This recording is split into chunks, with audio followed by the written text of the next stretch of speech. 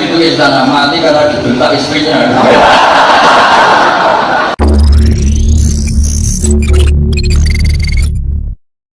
Umatnya Nabi termasuk yang adalah goblok. Itu tidak gampang itu.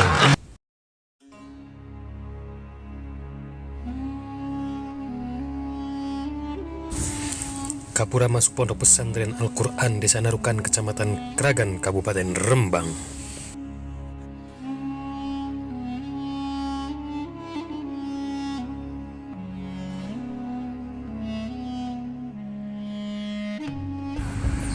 Aula Pondok Pesantren Narukan.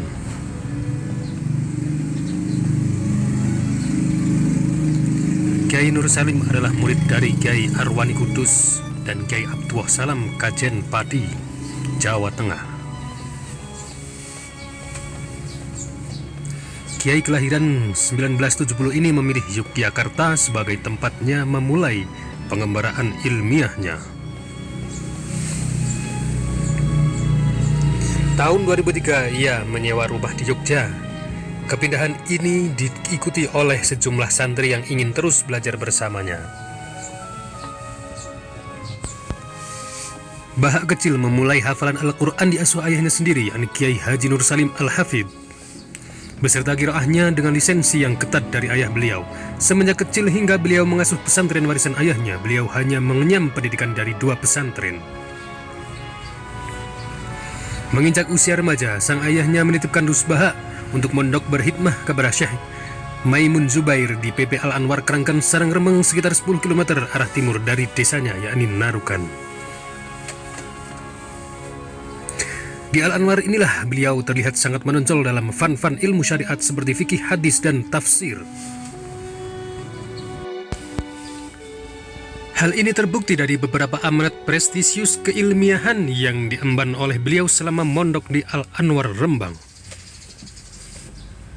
seperti Rais Fathul Mu'in dan Ketua Ma'arif di jajaran pengurus pesantren Al-Anwar. Selain menghatamkan hafalan kitab Fathul Mu'in dan kitab-kitab gramatika Arab seperti Imriti dan Alfiyah Ibnu Malik,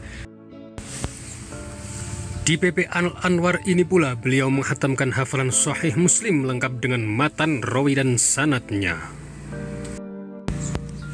Bahkan tiap-tiap musyawarah yang akan beliau ikuti akan serta-merta ditolak oleh kawan-kawannya sendiri. Sebab beliau dianggap bukan level santri pada umumnya karena kedalaman ilmu, wawasan, dan banyaknya hafalan Gus Bahak. Pernah suatu ketika ayahanda menawarkan beliau untuk mondok di Rusaifah atau Yaman.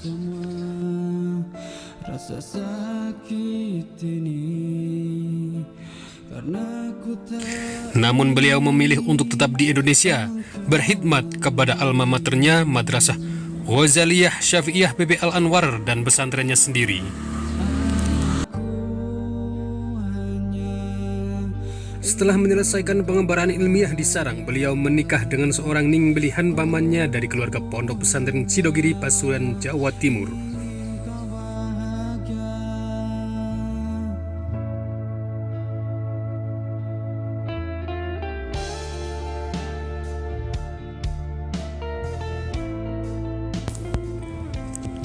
Menariknya, saat beliau berangkat ke pesantren Sidogiri untuk melangsungkan upacara akad nikah yang telah ditentukan waktunya,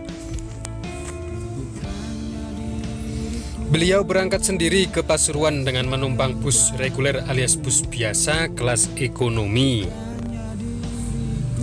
Kesederhanaan beliau bukanlah sebuah kebetulan, namun merupakan hasil didikan ayahnya semenjak kecil.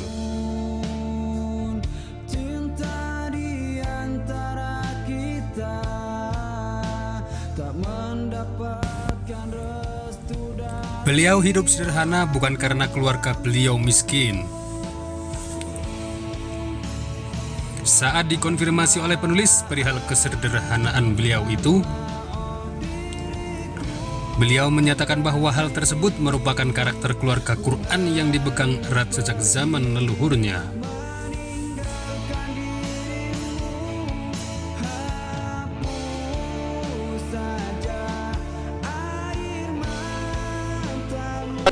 Saya tuh kalau pergi itu seneng ngebis, bukan karena saya tidak punya mobil, tapi saya sering mau butuh itu supaya nggak diganggu.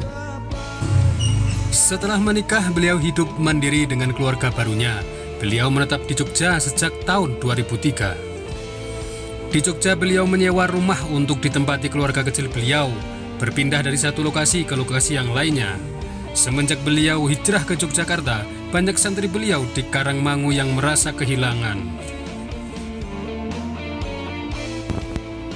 Hingga pada akhirnya mereka menyusul beliau ke Jogja dan urunan atau patungan untuk menyewa rumah di dekat rumah Gus Baha. Tiada tujuan lain selain untuk tetap bisa mengaji kepada beliau. Ada sekitar 5 atau 7 santri Mutakhorijin Al-Anwar maupun MGS yang ikut beliau ke Jogja saat itu. Saat di Jogja inilah kemudian banyak masyarakat sekitar beliau yang akhirnya minta ikut ngaji kepada Gus Baha. Pada tahun 2005, ayah beliau Kiai Nur Salim jatuh sakit. Beliau pulang sementara waktu untuk merawat ayah beliau bersama keempat saudaranya. Namun siapa sangka, beberapa bulan kemudian Kiai Nur Salim wafat. Gus Baha tidak dapat lagi meneruskan perjuangan di Jogja sebab beliau diamenahi oleh sang ayah untuk melanjutkan pengurusan di LP3IA Narukan. Santri-santri beliau di Jogja meminta Gus Baha kembali mengajar di Jogja. Hingga pada gilirannya beliau bersedia, namun hanya 1 bulan sekali, dan itu berjalan hingga sampai sekarang. Selain mengasuh pengajian, beliau juga mengabdikan dirinya di Lembaga Tafsir Al-Quran UII Yogyakarta. Di UII, beliau adalah ketua tim Lajnah Mushaf UII. Timnya terdiri dari para profesor, doktor, dan ahli-ahli Al-Quran seperti Profesor Dr. Quraisy Shihab, Profesor Zaini Dahlan, Profesor Sohib, dan para anggota Dewan Tafsir Nasional lainnya.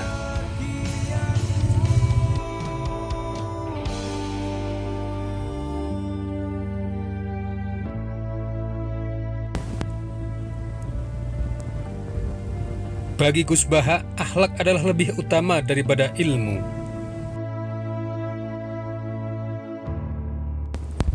Suatu kali beliau ditawari gelar doktor honoris causa dari UII, namun beliau tidak berkenan. Dalam jagat tafsir Al-Quran di Indonesia, beliau termasuk pendatang baru dan satu-satunya dari jajaran Dewan Tafsir Nasional yang berlatar belakang pendidikan non-formal dan non-gelar, yakni pondok pesantren.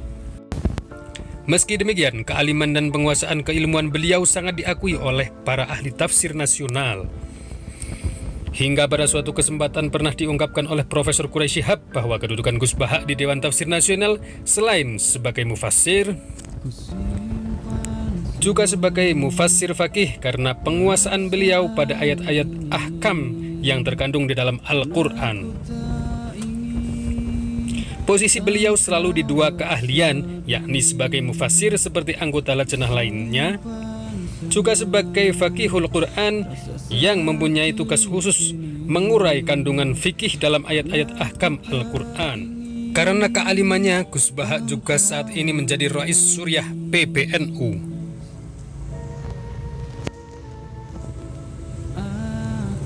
Meskipun Gus Baha tidak gemar bermedia sosial, namun banyak sekali ceramah-ceramah beliau yang dipublikasikan para fans-fansnya.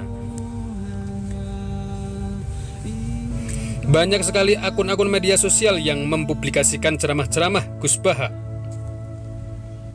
Kealiman Gus Baha juga diakui oleh ulama-ulama lain seperti Ustaz Abdul Somad dan Ustaz yang Adi tidak banyak Hidayat. dikenal orang.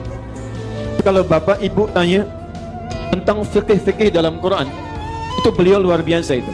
Namanya Gus Baha. Gus Baha. Kapan-kapan kalau ada pengajiannya, hadiri pengajian beliau. Itu diantara orang yang sangat mengerti Al-Quran. Ada mufti Makkah namanya Syekh Ahmad Zaini Dahlan. Hampir semua sanad-sanad hadis, sanad fikih itu bermuara ke Syekh Zaini Dahlan. Lalu kemudian turun ke bawah, itulah Syekh Bakri Syata, penulis kitab I'anatul Talibin.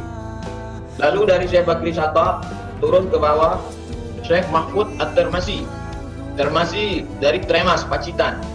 Dari Syekh Mahfud At-Tirmasi turun ke bawah Syekh Fakih Mas Kumambang.